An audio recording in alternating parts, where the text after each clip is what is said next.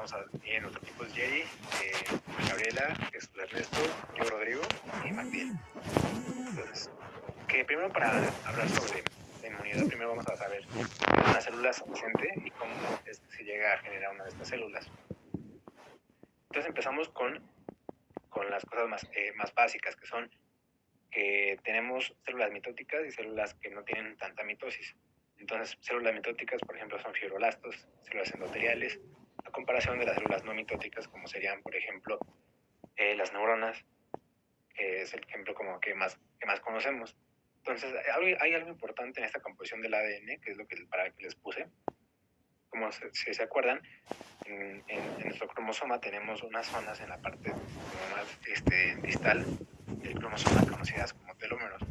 Los telómeros van a funcionar como una capa o como una función protectora del ADN que va a evitar que cuando se replique completamente. Entonces siempre va a haber un cachito que no se esté replicando. Y este telómero nos ayuda justamente a proteger en cada replicación al DNA y evitar que sufra pues como un corte mayor. O que se replique la parte justo que es la del centro, ¿no? En donde no están los telómeros, que evita que se pierda esa información de esta o que se pueda llegar a dañar. Entonces, esto es algo que hay que recordar para la siguiente parte. Entonces, en cuanto a por qué se hace una célula senescente, hay diferentes formas. Una forma de estas es una senescencia replicativa, que esto tiene que ver con una teoría conocida como la teoría de Hayflick, en la cual nos dice que tenemos un número limitado de replicaciones en la célula. Al inicio se creía que nuestras células, al menos las inmunitarias, se dividían eternamente y eran infinitas. Sin embargo, se dieron cuenta después, este señor junto con otra persona, en que teníamos un número limitado de estas replicaciones justamente por esta parte del telómero. Entonces, por ejemplo, vean cómo al inicio empieza la replicación normal y en la segunda hilera vemos cómo se va cortando este telómero, en la tercera hilera se sigue cortando más y en la cuarta replicación se sigue cortando más hasta que llegamos a un punto de replicaciones justamente aproximadamente 60-70, replicaciones que se corta tanto el telómero que es el momento en el que dices, sabes que ya no voy a poder replicarme más, alcanzo el límite, que es el límite, como les digo, de Hayflick, y ya no se replica más. Este es un mecanismo protector que tiene la célula para que no se dañe, como les dije, la parte contiene la codificación de proteínas del DNA. Entonces, una vez que llegan a este límite del telómero, que se acorta y se acorta hasta que ya no puede más, la célula puede entrar en senescencia. Y entonces tenemos ahí el primer tipo de senescencia, que es la senescencia replicativa. La siguiente. Entonces, esta gráfica pretende mostrar esto. La capacidad mitótica, si se dan cuenta, bueno, en el eje de las Y se encuentra la capacidad mitótica y en el de las X el número de divisiones. Entonces, en una célula mitótica, como les digo, fibroblastos, células endoteliales, de las células más abundantes del cuerpo, tenemos esta célula mitótica y tenemos que inicia con una capacidad mitótica alta, ¿no? Tiene sus divisiones, como les digo, tiene 60-70 divisiones, más o menos, y entonces empieza a disminuir, mientras va aumentando el número de divisiones, empieza a disminuir su capacidad mitótica, hasta que llega un punto en el que ya no se puede dividir más.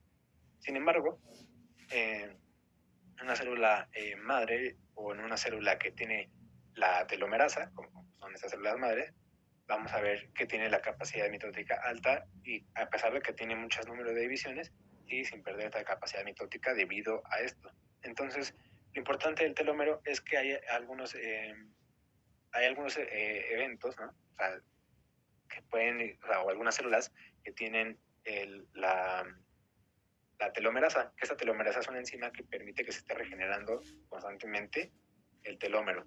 Entonces, esto nos puede servir también para explicar algunos mecanismos o células en el cáncer, en el cual las células empiezan a expresar telomerasa y regeneran el telómero, así generando un número de divisiones básicamente infinito, ¿no?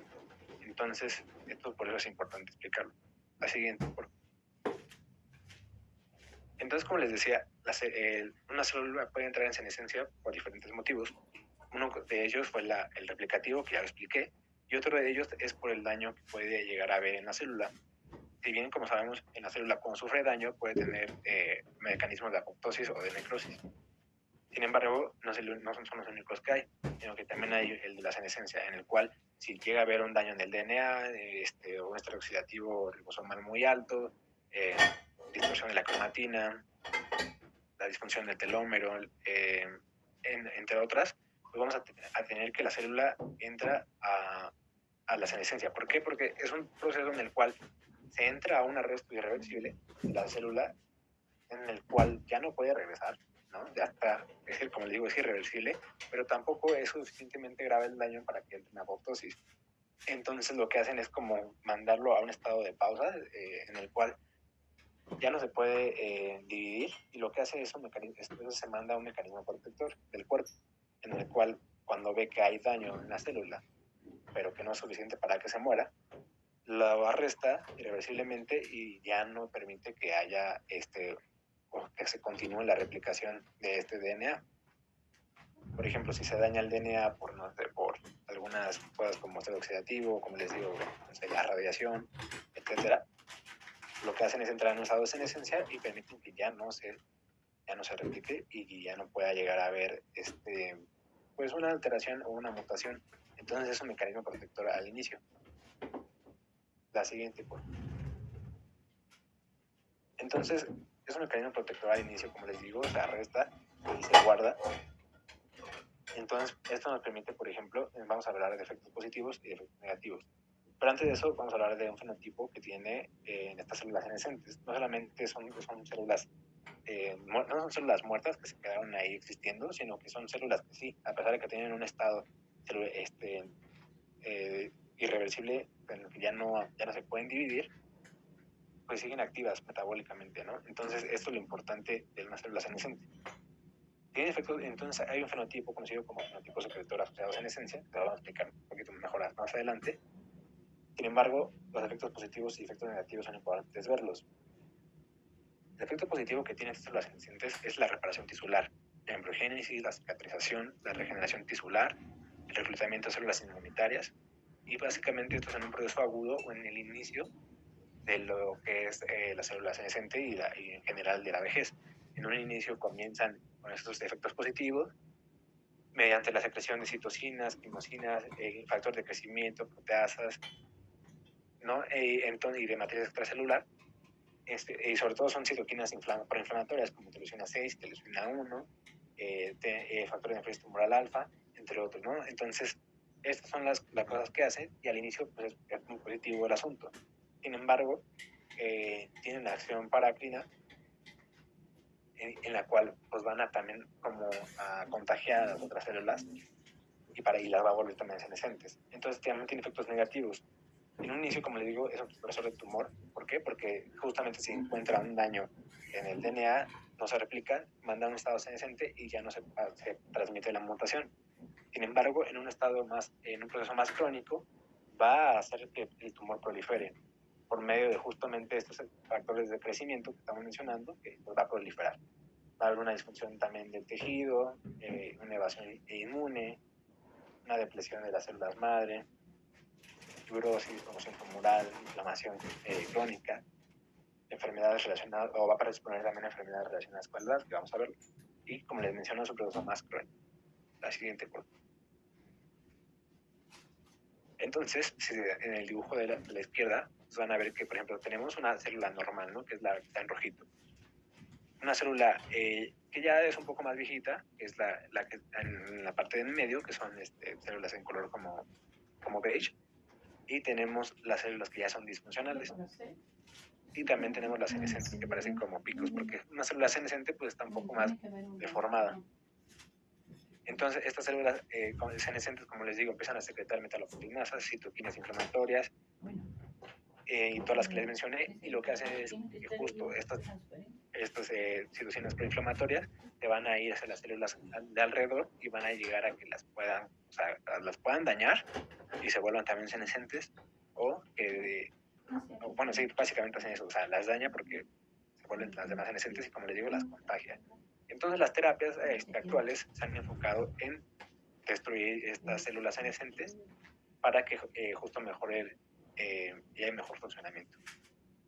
Y más o menos aquí en la imagen de la derecha están los cambios que aparecen en una célula senescente. Como les digo, está en arresto, pero no por eso no está metabólicamente activa. La siguiente, por favor. Entonces, en cuanto a las enfermedades asociadas a la edad, vamos a ver que tenemos células, van a ver un aumento de las células senescentes conforme va avanzando la edad. Y pueden haber, por ejemplo, en el cáncer, en células epiteliales, en células del sistema inmune, en los fibroblastos, estas células senescentes, en la aterosclerosis y en enfermedades vasculares. Puede haber en el endotelio vascular, en el músculo liso, en los macrófagos que están en el endotelio. Y, por ejemplo, en enfermedades como el Alzheimer, pues van a encontrar estas células senescentes en astrocitos, oligodendrocitos precursores, ¿no? Entre otras, ¿no? Entonces, por ejemplo, por eso es importante, pues justamente estas células senescentes, identificarlas y poder intentar tratarlas a tiempo, ¿no? Como les digo, se relaciona con Alzheimer, Parkinson, cataratas, enfermedad macular, glaucoma, esclerosis, hipertensión, osteoartritis, diabetes tipo 2, fibrosis pulmonar idiopática y cáncer, ¿no? Sí. Y bueno, básicamente esto pasa, por ejemplo, en la imagen de la derecha, es el mecanismo que vemos del cáncer. Como les digo al inicio, lo que hacen es arrestarse y se vuelven senescentes para que no se transmita o se replique el DNA, pero después empiezan a tener estos factores de crecimiento que van a estar estimulando indirectamente al tumor. Entonces, va a estar estimulando a las células del tumor. También factores de crecimiento de los principales que se producen es el factor de crecimiento endotelial. Entonces permite que haya también la vascularización tan importante que necesita una célula tumoral, y también justo las proteasas van a estar como destruyendo todo el tejido estructural de alrededor, y también pues, va a permitir que también ahí estén mayores células cancerígenas o que dé lugar a toda esta parte, o las células que son buenas pues se van a destruir de igual forma. Entonces por eso es importante esas células. Y en la imagen de la izquierda vemos, por ejemplo, en las enfermedades relacionadas con Alzheimer y con Parkinson, como hay un aumento de, por ejemplo, marcadores como P16, P21, que como sabemos son importantes en la protección del ADN. Entonces, si se me ha encontrado que en el Alzheimer y en el Parkinson se encuentran muy elevadas, sobre todo en el Alzheimer se encuentra muy elevado P16, y esto va a ir de la mano con una teoría conocida como inflammaging, que es justamente una inflamación por la edad. Pero eso lo van a ir mencionando más adelante. Así. Vale, ahora vamos a hablar sobre el papel de los fenotipos que van a estar relacionados durante el envejecimiento y con la adolescencia. Siguiente, porfa. Bueno, aquí Rodrigo ya nos habla un poco sobre el fenotipo secretor asociado a la senescencia, que es un fenotipo proinflamatorio y se considera una característica universal de la senescencia como tal, y que va a incluir factores inflamatorios y miocinas, principalmente la de los macrófagos, que es el componente principal, y también va a incluir factores de crecimiento y proteínas de la matriz extracelular. Ciertos componentes de la senescencia van a ser reconocidos por receptores celulares, como los de las células NK y los de las células T, también la de los monocitos o macrófagos, y estos luego van a afectar a otras células inflamatorias que van a liberar más citocinas proinflamatorias. Ahora, la senescencia va a tener dos maneras de propagarse: de manera autócrina sobre la misma célula y parácrina hacia células adyacentes. Y así va a activar vías de señalización como la NF-κB, la mTOR, y también va a inducir la inflamación y va a reclutar más células inflamatorias, y va a afectar células o tejidos ya sea adyacentes o distantes por esta forma de propagación autócrina o parácrina.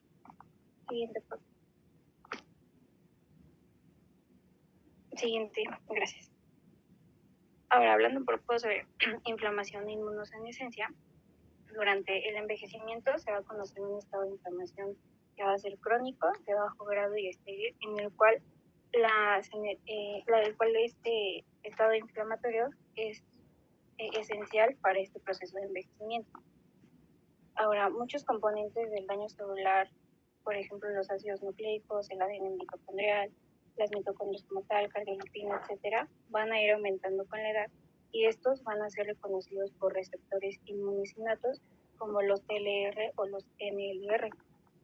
Además de esto, durante el envejecimiento también se van a presentar cambios en la microbiota intestinal, lo que nos va a ocasionar la activación de macrófagos hacia un estado proinflamatorio y esto va a inducir múltiples vías inflamatorias. También estos macrófagos inician una respuesta inflamatoria y van a secretar el TNF-alfa y el interferón gamma para activar otras células inflamatorias. Aunado a esto, se va a presentar un desequilibrio entre reacciones inflamatorias e inmunes y se va a crear un microambiente inmunosupresor, por lo que vamos a tener un aumento de células inmunosupresoras y de forma compensatoria las células de Treg, de reguladoras, y los macrófagos M2 van a secretar factores inmunosupresores como el factor de crecimiento transformante beta, el cual va a disminuir la citotoxicidad de las células CD8 y de las natural killers, y también va a debilitar la respuesta inmune de las células B. También va a secretar ROS e interleucina 10. Esta interleucina 10 va a apoyar aún más la activación de las células Treg y de los M2, entonces se crea como un círculo vicioso entre estos. Y ya, una vez que se rompió este equilibrio entre las reacciones inflamatorias e inmunes, va a haber un aumento persistente de la respuesta inflamatoria y todo esto que les acabo de mencionar nos va a llevar a un estado inflamatorio. Y ya, finalmente vamos a hablar sobre el metabolismo relacionado con la inmunosenescencia, ya que la función inmunitaria va a depender en gran medida de este metabolismo nutricional. Entonces, los trastornos metabólicos de los principales nutrientes, como la glucosa, los lípidos y los aminoácidos, van a conducir a una desregulación del metabolismo nato. Y de esta desregulación van a aumentar los cuerpos inflamatorios como el inflamosoma y también se van a activar las inflamatorias y esto también va a acelerar el proceso de inmunosenescencia. Bien.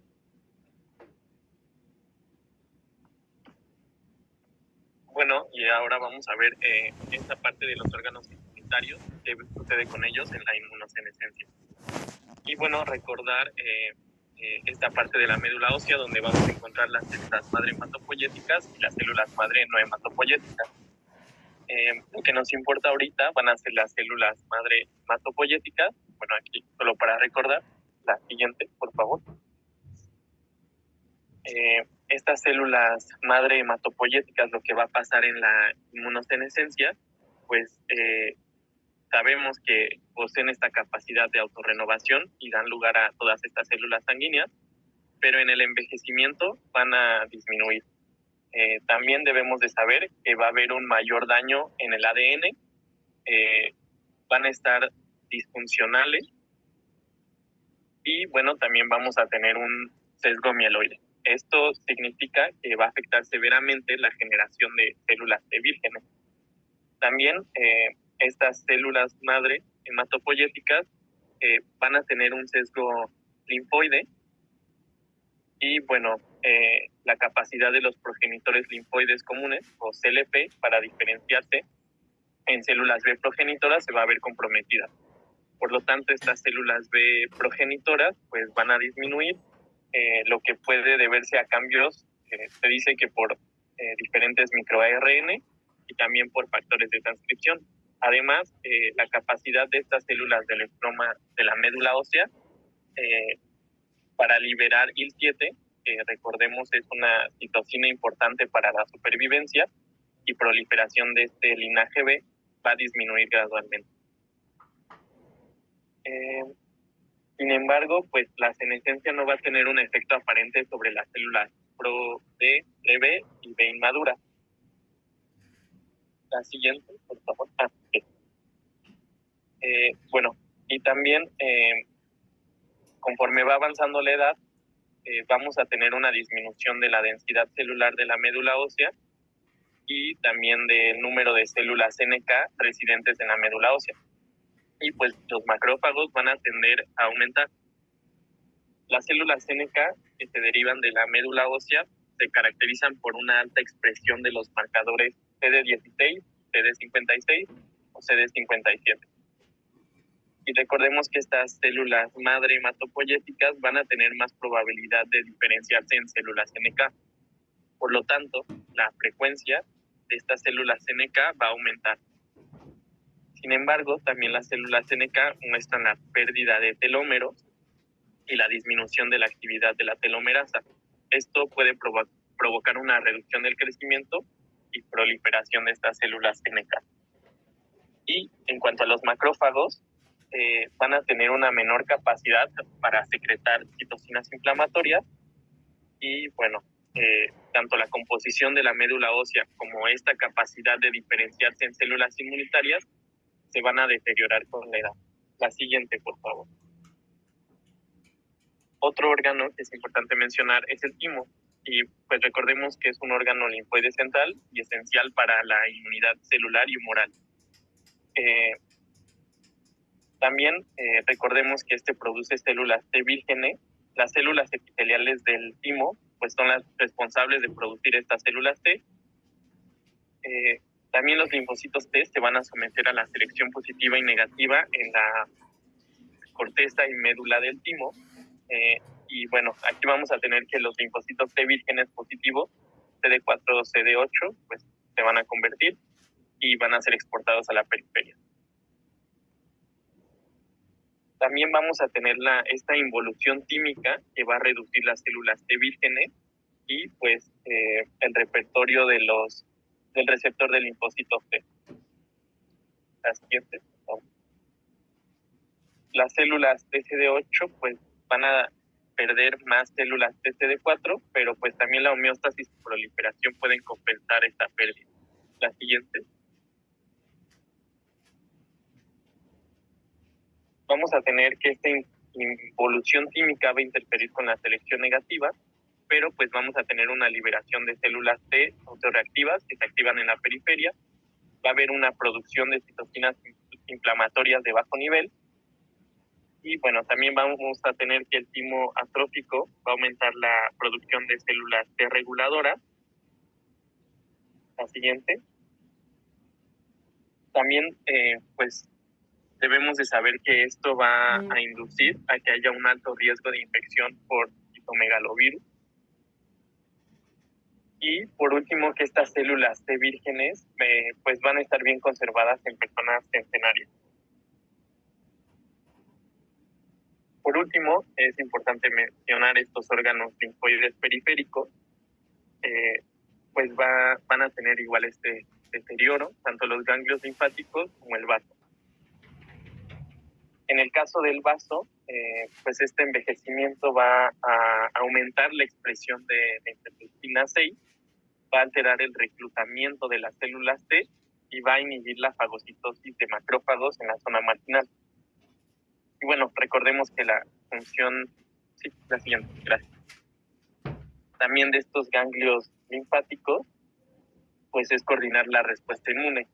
En el caso de estos ganglios linfáticos, pues van a aumentar las células B y también las TCD4 de memoria, y va a haber una disminución de las células T, de las células TCD8, de las células TCD4 vírgenes, las células B que expresan IgM y las células dendríticas foliculares.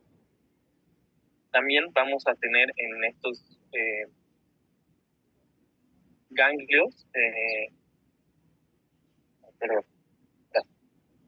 pues que va a haber un cambio en la permeabilidad, y bueno, todo esto va a conducir a una disminución de la inmunidad humoral y mayor susceptibilidad de infecciones. La siguiente.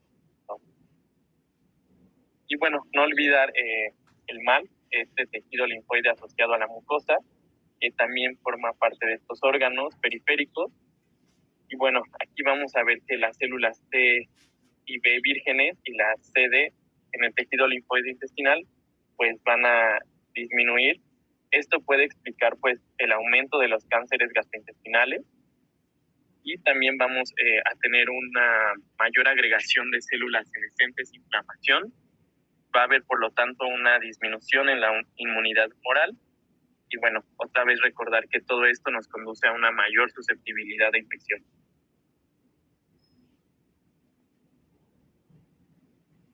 Y bueno, también vamos a hablar acerca de cómo la inmunosenescencia afecta la parte de la inmunidad innata.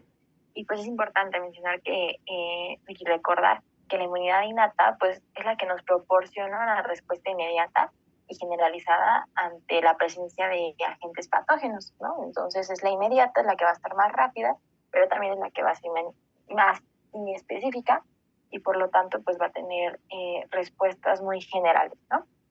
Entonces vamos a ver que a lo largo de nuestra vida esta inmunidad innata también va cambiando, ¿no? Entonces, ¿me puedes dar el siguiente, por favor? Entonces, ¿de qué forma va a cambiar? Y otra, por favor. ¿De qué forma va a cambiar? Pues de esta forma muy general que les puse aquí como el resumencillo, pero ahorita lo vamos a ver más directamente. Siguiente. Entonces, la inmunidad innata o las alteraciones en la inmunosenescencia en la inmunidad innata pues va a ser muy inespecífica, pero pues aquí les hice un poquito de resumen. Lo principal y lo que ya hemos estado hablando a lo largo de la expo, pues es la parte de esta proinflamación y sobre todo este aumento y disminución de células NK. Entonces lo que vamos a ver es que va a haber una desregulación en estas respuestas inflamatorias y proinflamatorias, ¿no? Entonces, ¿me puedes ir dando varios clics? ¿Quieres todos? Perfecto. Entonces, pues vamos a ver que estas células NK, que son las CD56, se dividen en dos subtipos, que son las bright y las dim. ¿Esto es importante? Sí. Entonces, las bright lo que van a hacer, van a tener funciones inmunorreguladoras. Entonces, las funciones inmunorreguladoras para nuestro organismo es muy, muy, muy importante porque pues esta es la que nos va a ayudar a la modulación de esta respuesta, porque pues si no existiera, pues tendríamos mucho autorreactividad, es decir, como ataque hacia nuestro propio cuerpo, ¿no? Entonces habría reacciones autoinmunes, ¿no? También, por ejemplo, las interacciones con las células dendríticas estaría afectada. Entonces, por ejemplo, esta presentación de antígeno pues sería deficiente, ¿no? También, por ejemplo, pueden secretar interleucinas antiinflamatorias como la interleucina 10. Entonces, pues eso es importante, ¿no? Para la parte de la inflamación. Aquí lo curioso es que a lo largo de esta exposición, pues hemos visto que las células NK aumentan o disminuyen. ¿Pero en qué sentido? Pues bueno, como podemos ver, las células bright, las que tienen funciones inmunorreguladoras, las que te dicen cálmate, todo va a estar bien, pues van a estar disminuidas. Y, por ejemplo, vamos a ver que las células NK-DIM, que es la CD56-DIM, que tienen las funciones citotóxicas, pues van a estar sumamente aumentadas, ¿no? Entonces, estas funciones citotóxicas, pues son las que nos van a generar todos estos problemas, ¿no? Porque son las que van a secretar más interleucinas proinflamatorias, como la 10, como la 1, interferón gamma, interferón, sí, gamma y alfa. Entonces, pues esta también va a generar una desregulación. Es como tener muchos niños chiquitos que no saben hacer absolutamente nada, pero les das pistolas, ¿no? Entonces, pues obviamente las pueden usar o como no son expertos en eso, pues son muy dañinos para nuestro cuerpo, ¿no? Y es lo que tiene esta reacción de proinflamación. A su vez, bueno, aquí les dividí que también disminuyen los receptores de superficie. Y estos receptores de superficie son también relacionados con las células NK. Hay que recordar que las NK solamente funcionan a través de receptores de activación y inhibición, ¿no? Entonces, por ejemplo, si las células presentan receptores inhibidores, las células NK no van a actuar para nada. O sea, se va a quedar bien, no van a matar a nadie y todo va a salir padre, ¿no?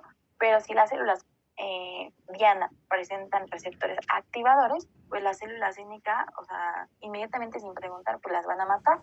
Entonces aquí lo curioso es que los receptores inhibidores de citotoxicidad van a estar disminuidos, súper disminuidos, y los que nos van a fregar, digamos, van a ser los receptores activadores porque van a estar muy, muy, muy aumentados, ¿no? Entonces aquí ya les pongo arriba y abajo los que disminuyen y los que aumentan, ¿no? Entonces, También les pongo las citocinas, que esto es curioso porque técnicamente el interferón gamma y el interferón alfa disminuyen un poco, pero si recordamos, las células citotóxicas que están aumentadas también van a secretar interferón gamma, entonces técnicamente pues hay una también desregulación en estas dos partes, ¿no? Entonces, bueno, también la actividad de la telomerasa, que es lo que nos estaba, que no es una citocina propiamente, pero es lo que nos estaba explicando Rodrigo, ¿no? Sobre acerca de que va a haber menor acción mitótica y por lo tanto, pues estas células bright, que son las inmunoreguladoras, van a estar a la baja.